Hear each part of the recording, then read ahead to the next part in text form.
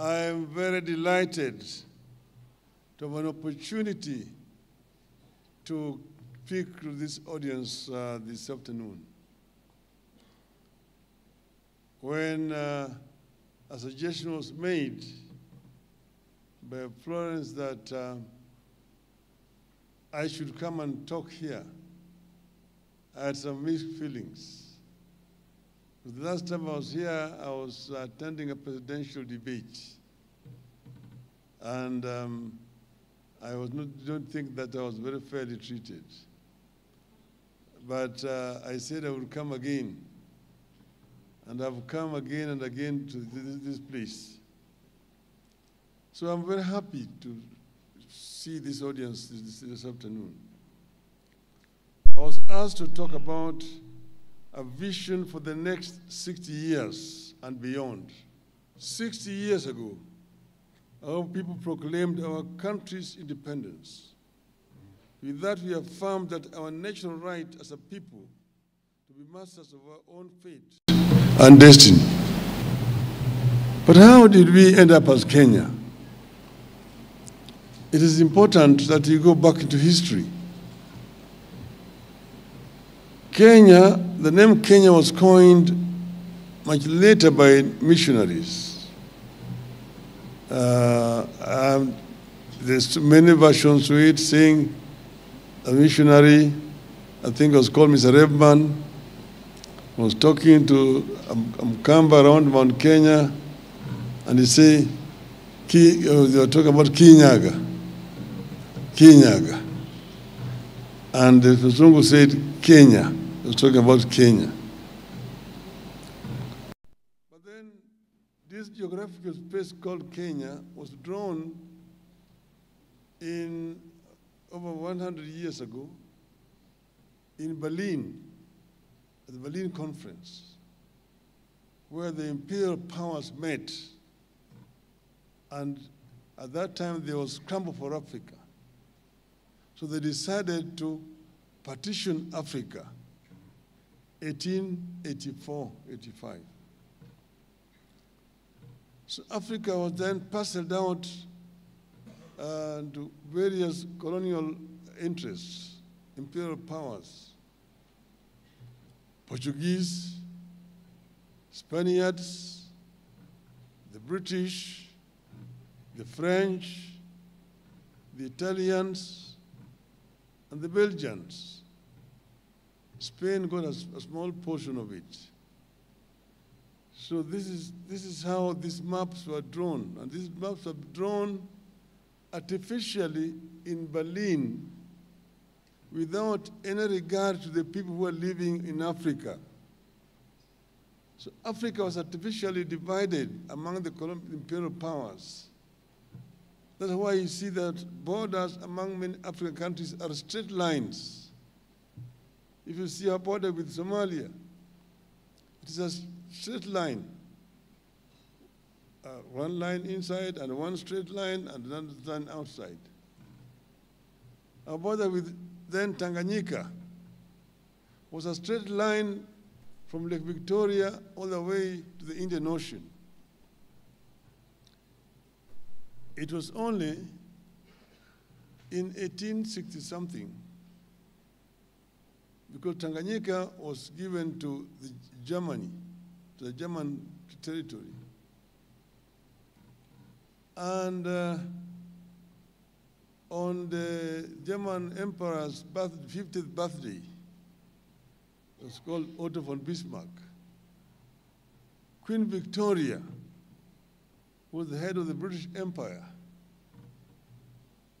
in a gesture said that on your 50th anniversary, I give you the highest peak in Africa, Kilimanjaro. And that is how, you see, Kilimanjaro was originally in Kenya. But then you see the map between Kenya and Tanganyika, now Tanzania, a straight line from Lake Victoria to Kilimanjaro, then it comes into Kenya, takes Kilimanjaro to Tanganyika, then again a straight line to the Indian Ocean. That is how it was done, arbitrarily. Then, but formal colonization, actually, of Kenya took place in 1904. But when the British first came here, they started building a railway line. By building a railway line, and they built a railway line from Mombasa. It was called Kenya-Uganda Railway. It was built from Mombasa up to Kisumu. You ask yourself, if it was Kenya-Uganda Railway, how did it end up in Kisumu? The reason is, at that time, Kisumu was part of Uganda. Uganda's boundary came all the way up to Naivasha. From Naivasha up to Lake Turkana, the west of that was Uganda. That's why it was called Kenya-Uganda Railway.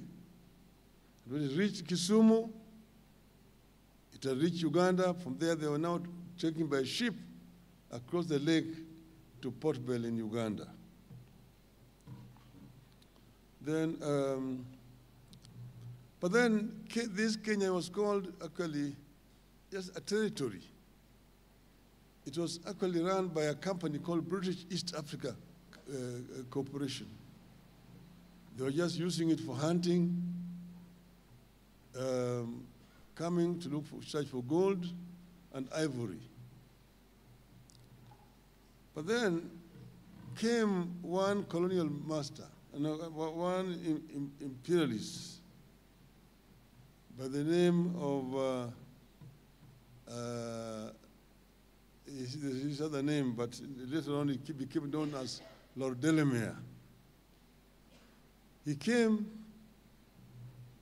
through Somalia on a horseback. And when he came on a horseback, he arrived on Mount Kenya. And then he saw a very beautiful land around Mount Kenya. It came down through Laikipia into what is the present day Nyahururu, what they called Thompson Falls at that time, into the Rift Valley, through Nakuru, Njoro, Eldoret, or Singishu, up to Mount Elgon. So he saw a very beautiful land. So when he came back to Nairobi, he went and met the governor. He told the governor that, look, you have a beautiful land here, which is ripe for large-scale agriculture. You have built a railway line from Mombasa all the way to the west.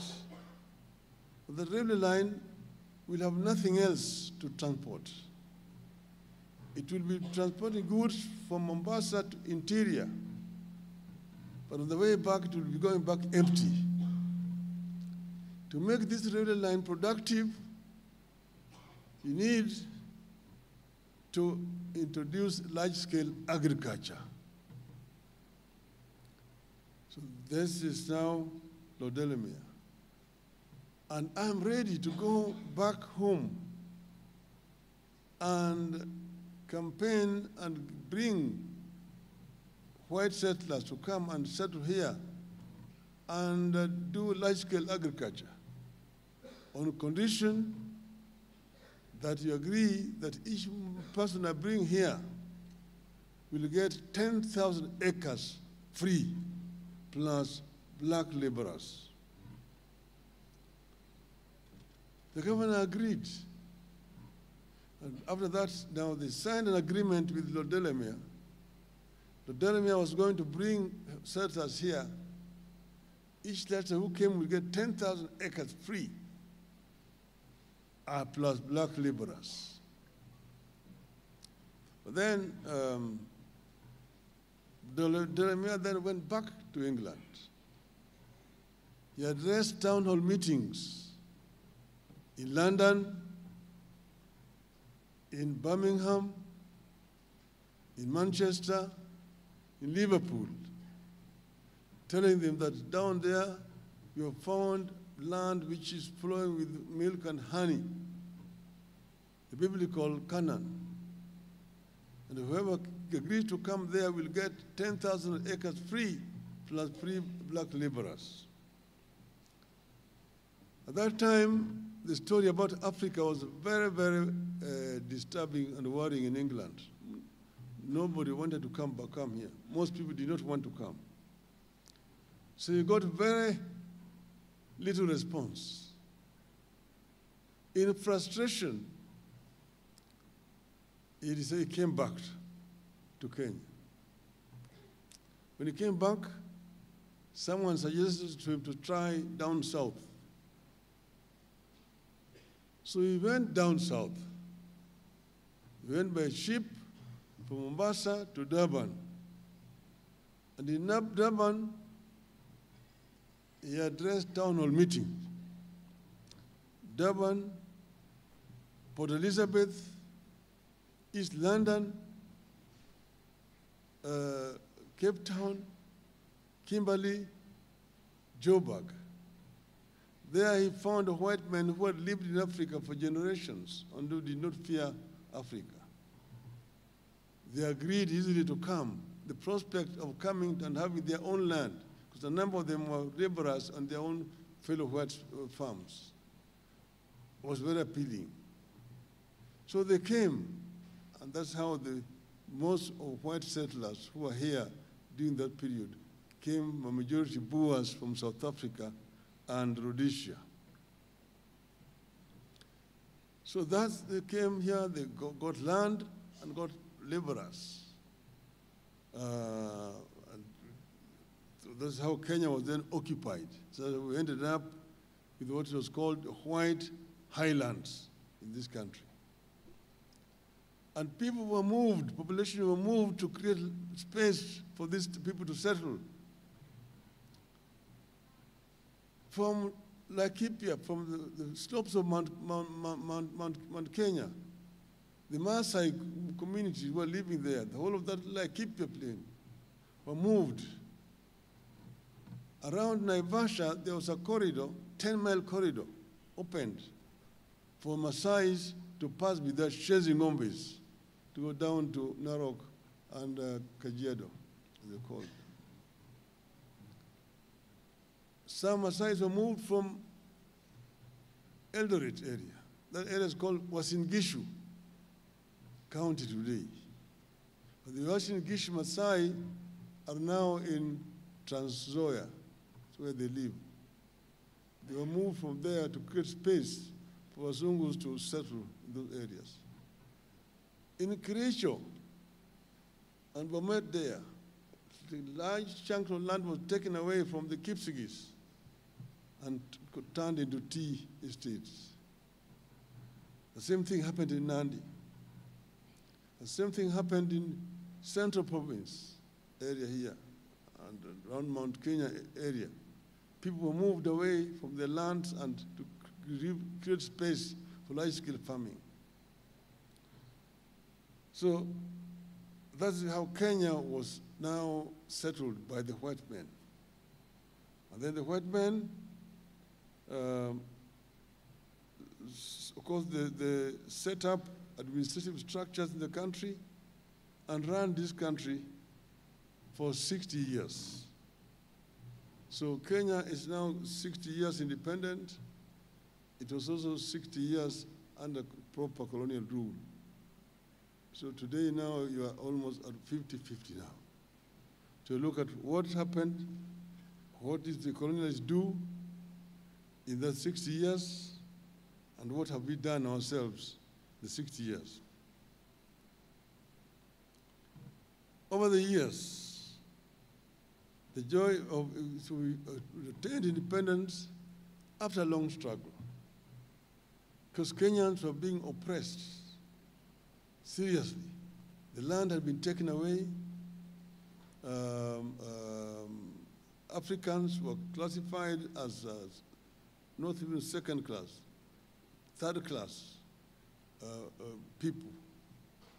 You had apartheid in this country. There was the white man, there was the Indian, there was the Arab, then there was the African, number 4, that time. And people rose up in resistance to this colonial rule.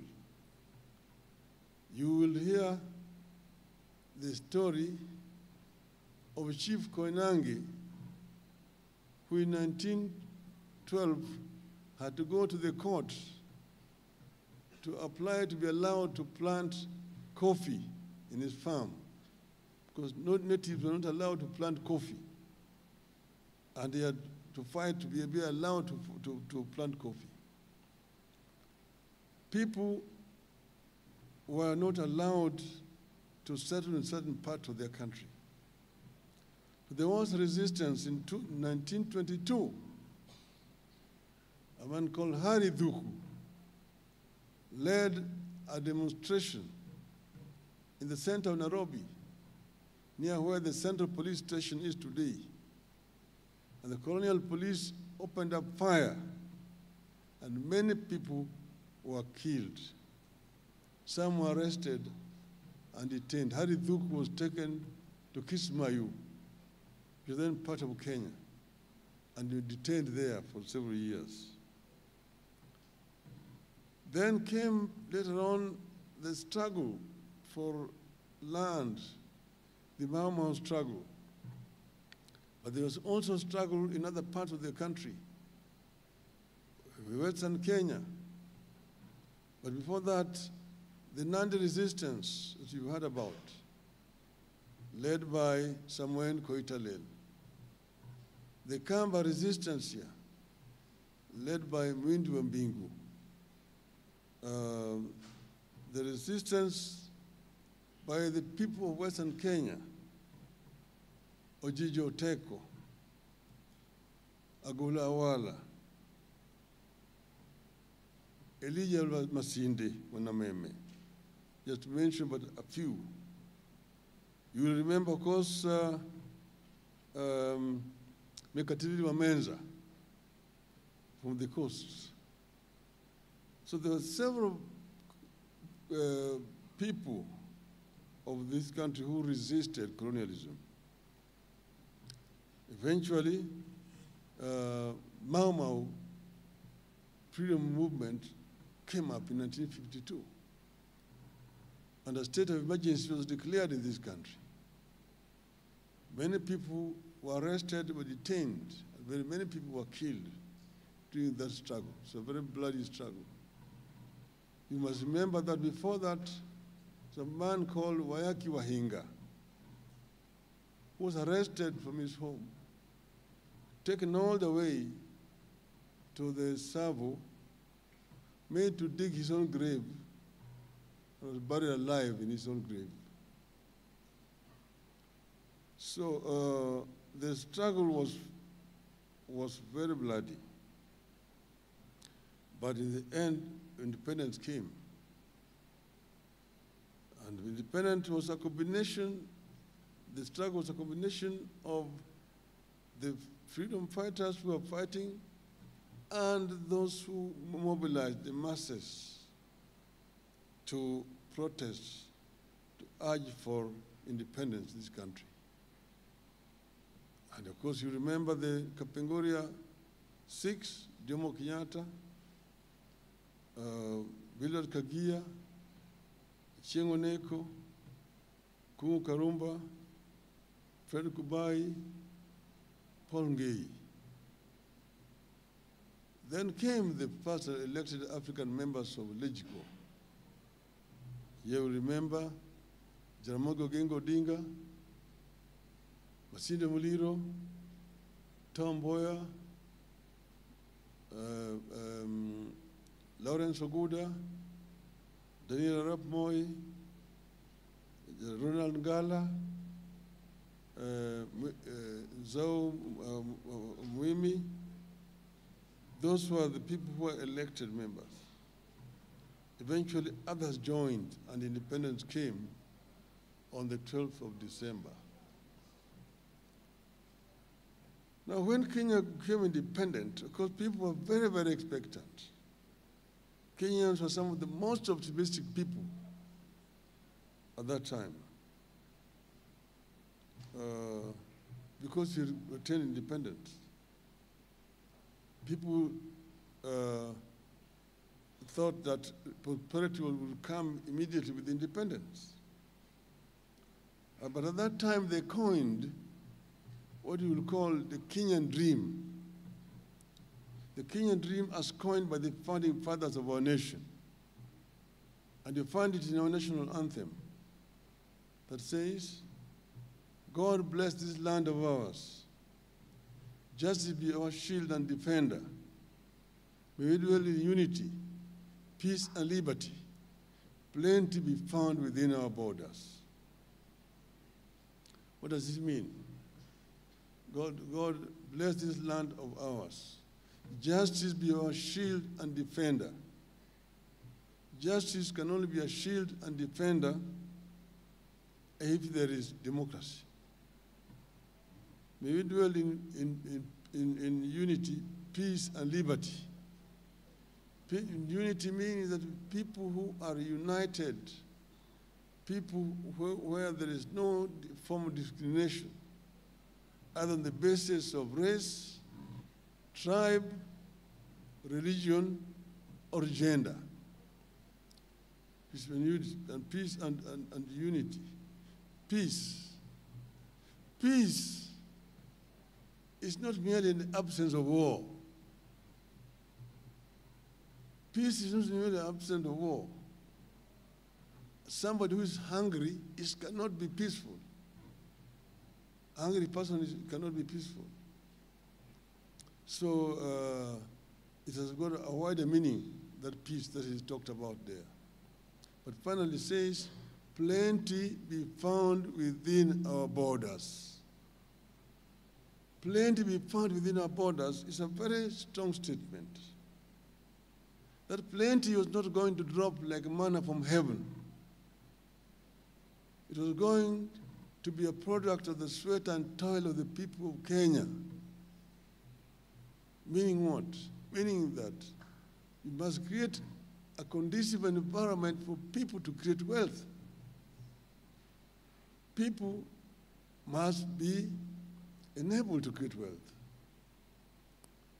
And it's freedom and the rights. One is the right to life was fundamental. To the right to health is fundamental. The right to quality education is fundamental. Right to food, fundamental. Right to education. Right to education. So all these were there. But then people were expectant. But over the years, the joy of independence has been tempered by many battles, a struggle that has continued for 6 decades. We have fought poverty. We have fought ignorance. We have fought disease. We have fought corruption. And we have fought tribalism. But these challenges march on with us.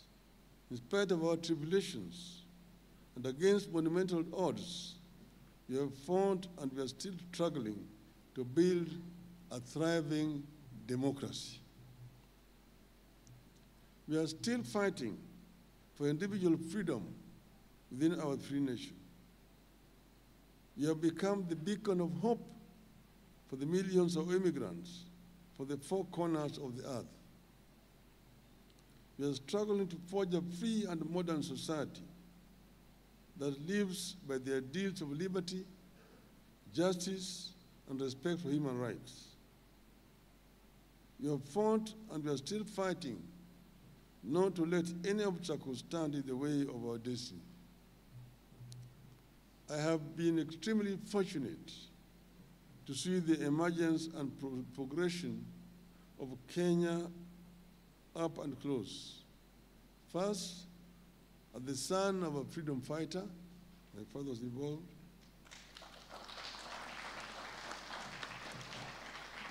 Two, as the son of the first vice president for a brief period. And He, as a son of a vice president, turned a detainee,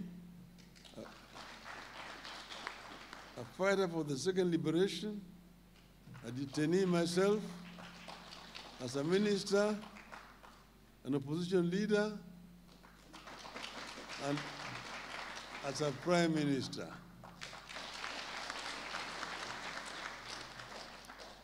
The people of Kenya endured the pain of colonialism, the tragedy of single-party dictatorship, and the horror of the economic collapse of the 1980s and 1990s, enabled by the elite corruption and the weird policies like the structural adjustment programs of the World Bank and IMF.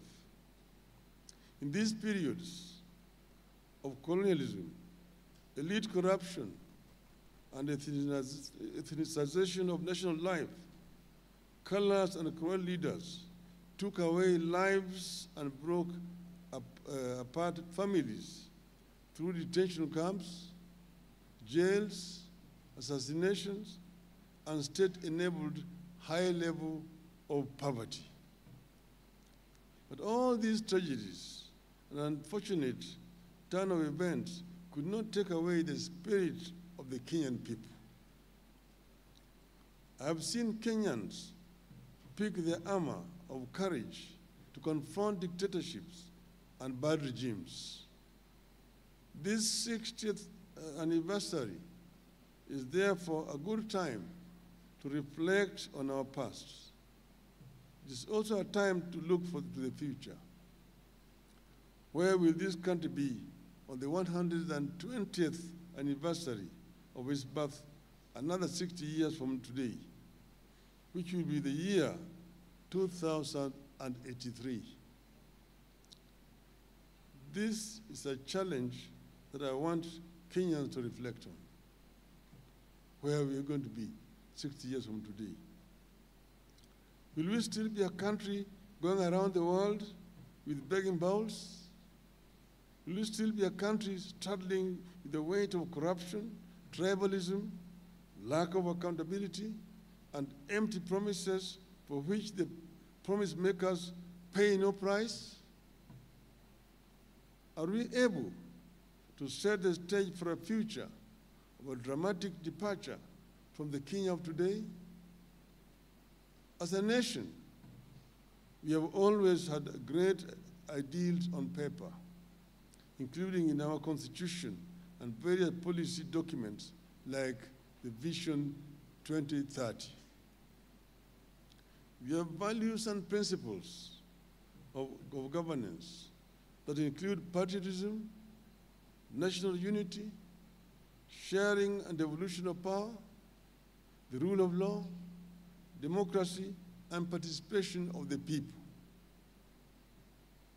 We also aspire for human dignity, equity, social justice, inclusiveness, equality, good governance, integrity, transparency, and accountability, among others. We aspire to live in unity, peace, and liberty. We aspire to be a nation of plenty. We aspire to be a caring nation that provides the best possible medical care to all its citizens. A nation that provides the best possible education to its children for free. That's why we promised, as Azimio, free education in primary, secondary, up to university level. We've always aspired to be the nation that extends a helping hand to the elderly, the needy, the widows, and the orphans through social security safety net programs. The founding vision is a critical document for nations that proceed to succeed. Now that we are in Catholic institution, you can turn to the book of Joshua, chapter 1, for an understanding of the value of the founding vision. God talks to Joshua about the founding vision in the following words, and I quote, Be careful to obey all the law my servant Moses gave you. Do not turn from it to the right or to the left, that you may be successful wherever you go. Do not let this book of the law depart from your mouth. Meditate on it day and night, so that you may be careful to do everything written in it. Then you will be prosperous and successful. Unquote. Today, you are way off the original dream.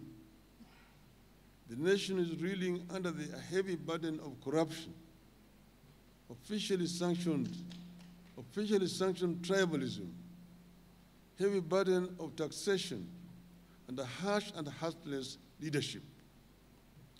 We are not the confident nation we have been over the decades. Once upon a time, Kenyans were too proud and so confident of their nation that they refused to seek jobs abroad, including the United Nations.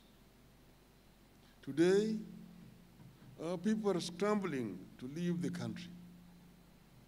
A recent study by Pew Research showed that up to 54% of Kenyans would wish to relocate from the country. Our children are struggling to get farm jobs in Israel, to be house helps in Saudi Arabia, and security personnel in Qatar. And the president is looking for jobs for them there, to become ayahs there.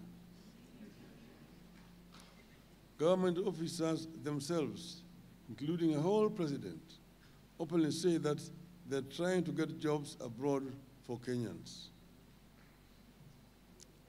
Young people with the new skills and knowledge that we need are being exported because the government cannot create jobs. And the government sees it as an achievement.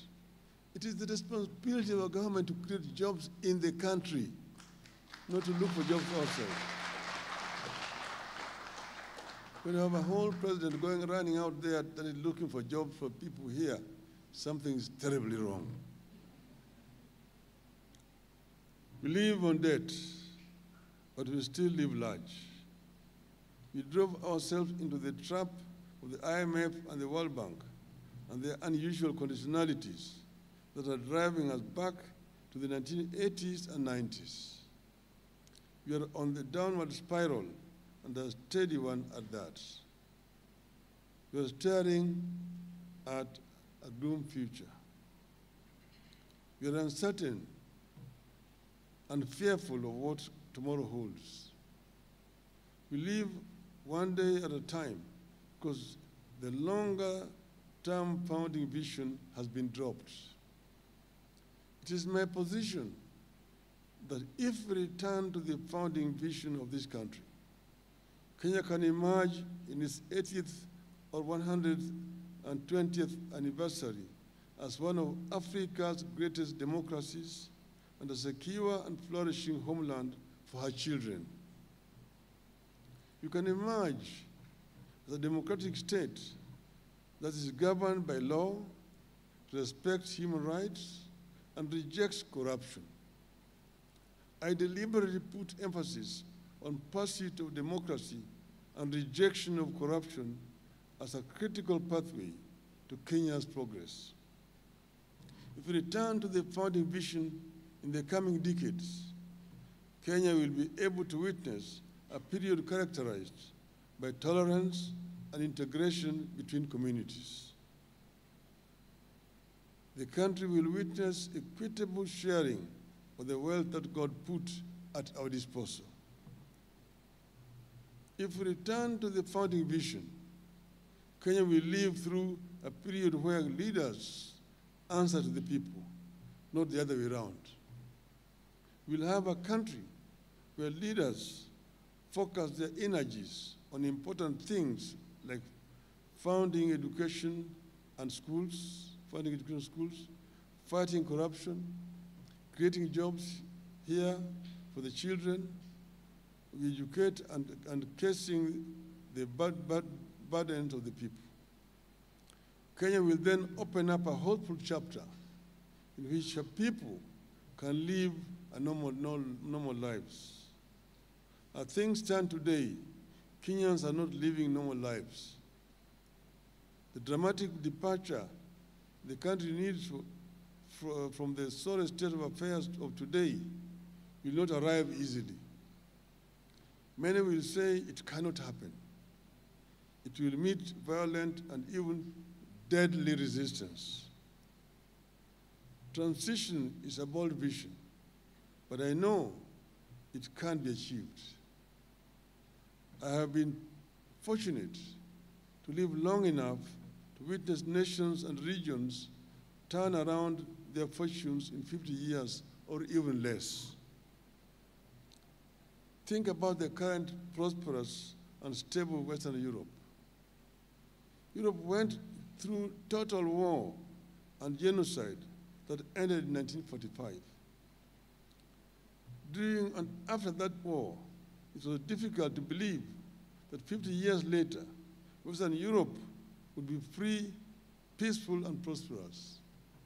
And I happened to have been in Germany, which was the aggressor, and which was completely devastated. Most German cities were razed to the ground by bombs after the war had actually ended.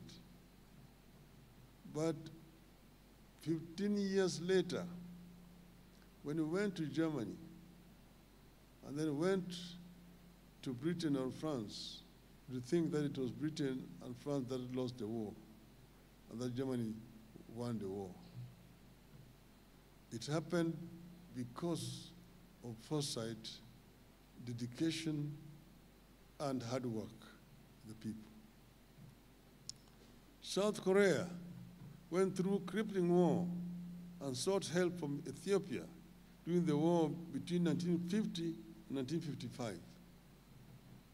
Ethiopia sent 6,037 soldiers to Korea. Now Korea provides aid to Ethiopia and to Kenya and all African countries. Kenya once upon a time gave aid to Singapore before Singapore zoomed past us. In a mere 6 decades, Japan emerged as a democracy and an economic powerhouse, manufacturing and exporting high-quality products to every household in every part of the world.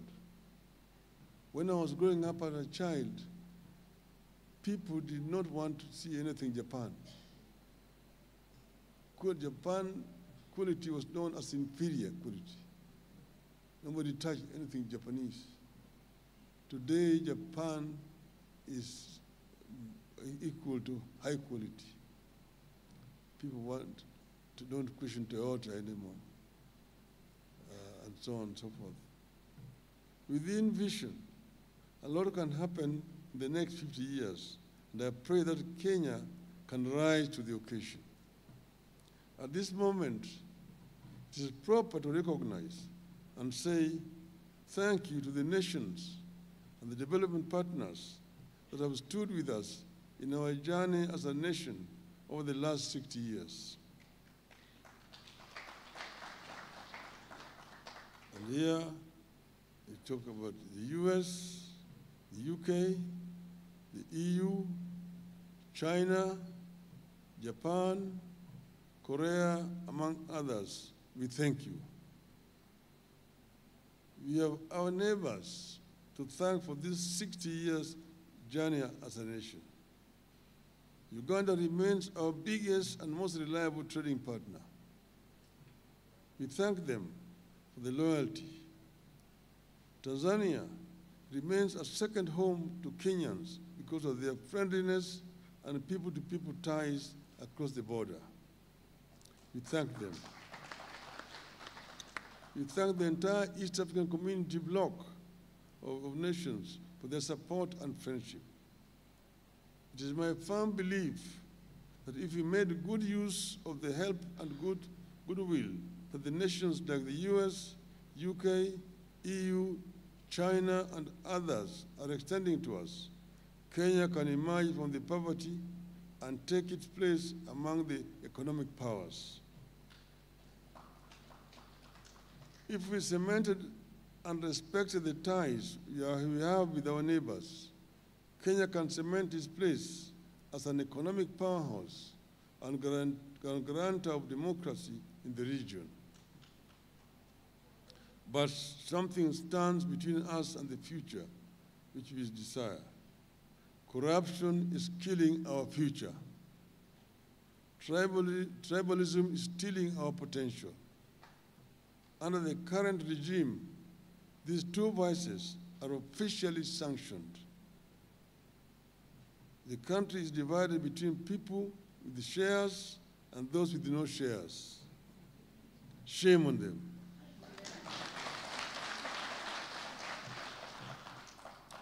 The corrupt are getting plum jobs and state protection, while those who try to stop corruption get arrested and arraigned on trumped-up charges. In the case of KCPE, indications are that NEC as an institution will be sacrificed to protect the cartels. I therefore wish to call on our development partners to partner with us in calling out the ills of corruption and tribalism and that are crippling our country and making nonsense of the aid we obtain from abroad. The transformation of this country deserves requires a generation of leaders with the courage to confront and defeat corruption and tribalism and direct public resources to public causes without discrimination. We need a generation of leaders who stand firm on the solid rock of values and who can tell when the nation is taking the wrong turn. From where I stand and at my age, I know the country is taking a wrong turn when a 14-year-old child has to go to court to seek justice over KCPE marks. Kenya is failing her children. I know the country is taking a wrong turn when workers take home only a third of their basic salaries, the rest going to taxes. When somebody told me that take my salary and give me the tax, I'm better off with the tax than the salary.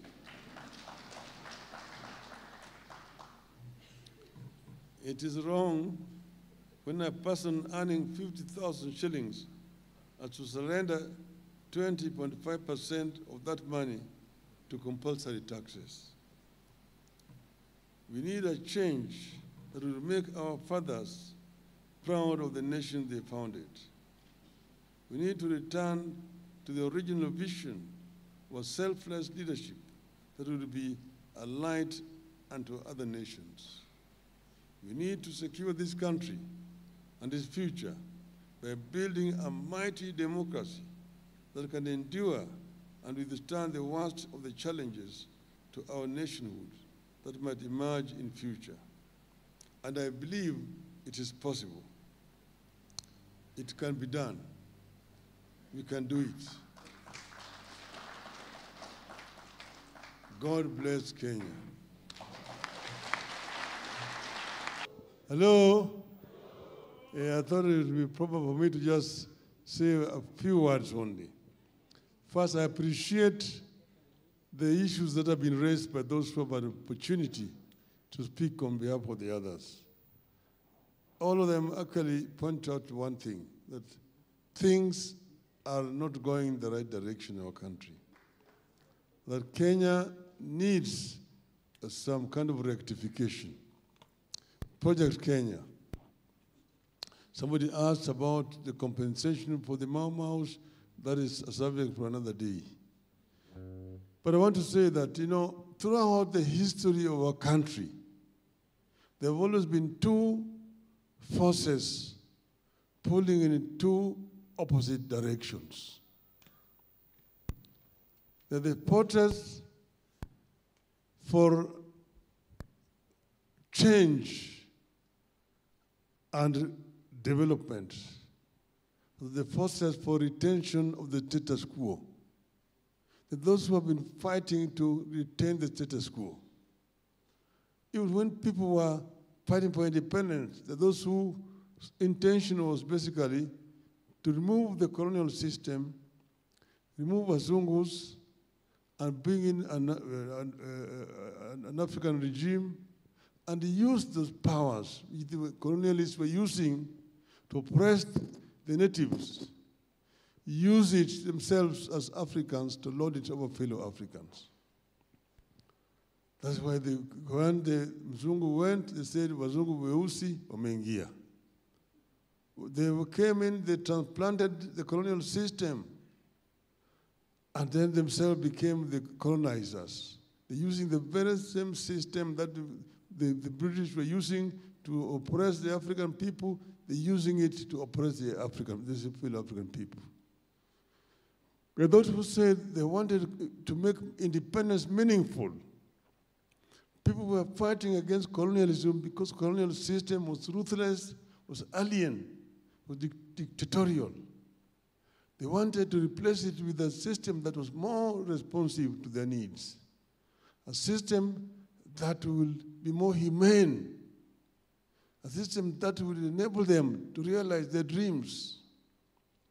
And that's why they were talking about the fundamental rights of the people of Kenya. The right to life, the right to food, the right to shelter, the right to health, the right to education. So the fundamental human rights of our people. And if you can guarantee those rights, Kenya can prosper. So we have seen this. So the first regime came and went. The second regime came and went. Under the first regime, there was an attempt to allow people to get into the economy of this country. So a kind of an African middle class was emerging, but it was still very small. The major part of middle class was still very much alien. The second class that came, the second regime,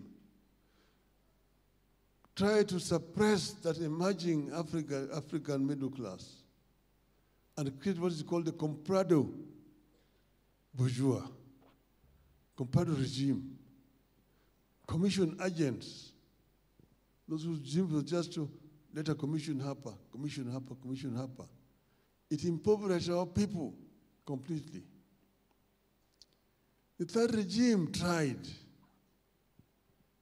and there was a clear vision.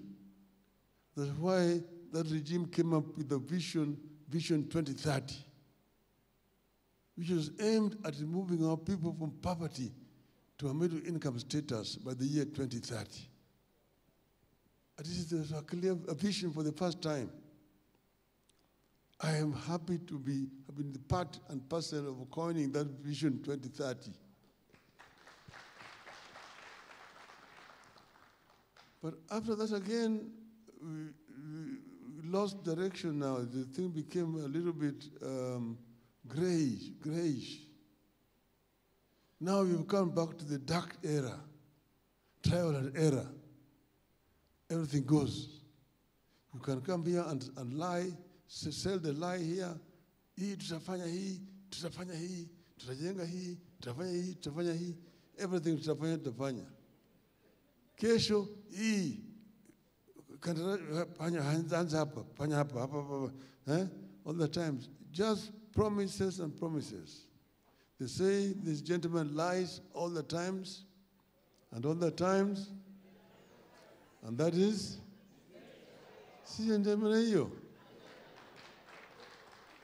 even if you give them 100 years, they will still just be lying.